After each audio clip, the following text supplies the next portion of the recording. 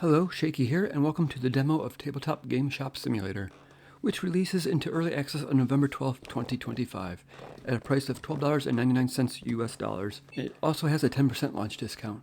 This is a game about designing a store that sells miniature figures that can be used in a tabletop battle game.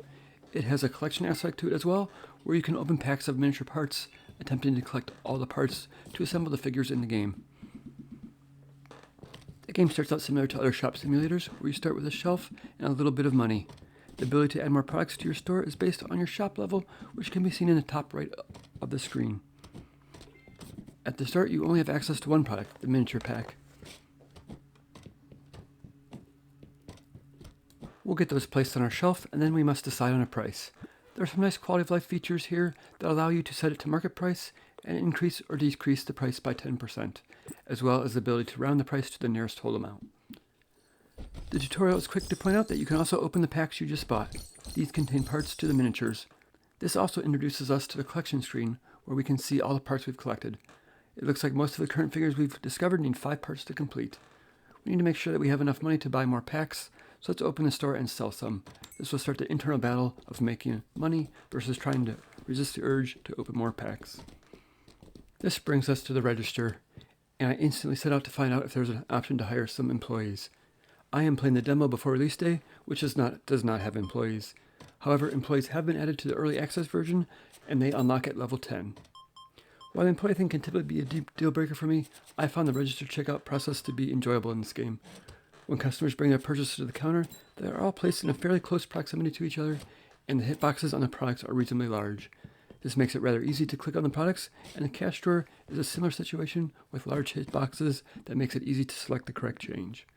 This design is especially important to players with limited mobility in their hands, such as myself, as these interactions can make the game much more accessible. Combine that with the ability to eliminate coin change by using the rounding price feature mentioned previously, and it makes the cash register process a breeze. Upon leveling up, the storage room is unlocked. Customers cannot enter this room. There's a computer located in this room that controls some of the management features. While this menu is rather light on content right now, I'm sure it will be expanded in our early access, or maybe even upon release. This is also how we expand our store and back room, and it looks like there's plenty of levels to this upgrade, nearly 20 levels each. Also on the computer is your shop score. While I'm not sure this feature is fully implemented in the demo, this is presumably how you'll increase your customer count and how much they spend. There's also the dreaded bills section. At the end of the day, we also get a nice summary of how our day went. These bills are listed on this page, which is very helpful.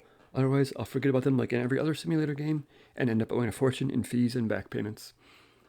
The store gets dirty, so we'll need to clean up the trash from time to time, and we can also spot mop the floor.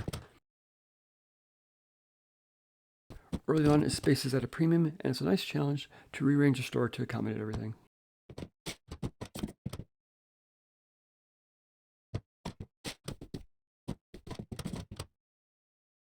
As we play, we'll unlock all sorts of stuff, including tons of new products.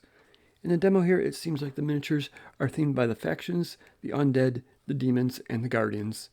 We'll unlock some cool decorations and new shelves as well. We've also added the paint table. Customers will sit there and paint their miniatures, paying you an hourly fee to do so. We'll unlock better versions of this as we play. We are also able to use the paint table ourselves, enabling us to paint any of the miniatures we have collected. This is done through a simple minigame involving clicking on the circles as the rings shrink.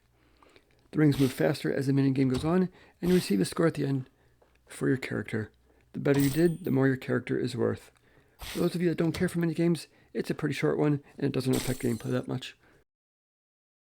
Customers will bring their miniature collections to the store and play on the gaming table. We will also collect an hourly fee from customers for this. The player can also join in the fun at the gaming table. While the store is open, you can play against customers in a tabletop battle using the miniatures you've collected and the parts you've unpacked. First, you create a squad of 5 figurines, limited to 2 factions each. You could do undead and demons, or guardians and undead, or simply all guardians. You then take your squad into battle, each game lasting 3 rounds. You roll a dice and pick the ones that you'd like to save, trying to match up the dice to your miniatures to activate their power. You can roll a dice 2 times per round, and the goal is to end up with more points than your opponent so you can inflict damage. If you are victorious, you are rewarded with what appears to be a special part. Collect them all and you can unlock some cool new miniatures. There's plenty of items to unlock, including a display case for your prize miniatures, as well as many other decorations. In the display case, you can display your figurines and increase your shop score and be the envy of all your customers. All in all, there's a decent amount of stuff to do in this simulator game above and beyond the stocking of shelves.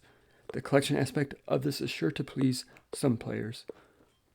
The game released into early access on November 12th, 2025, and I hope it does well. Thanks for watching, and I'll see you next time.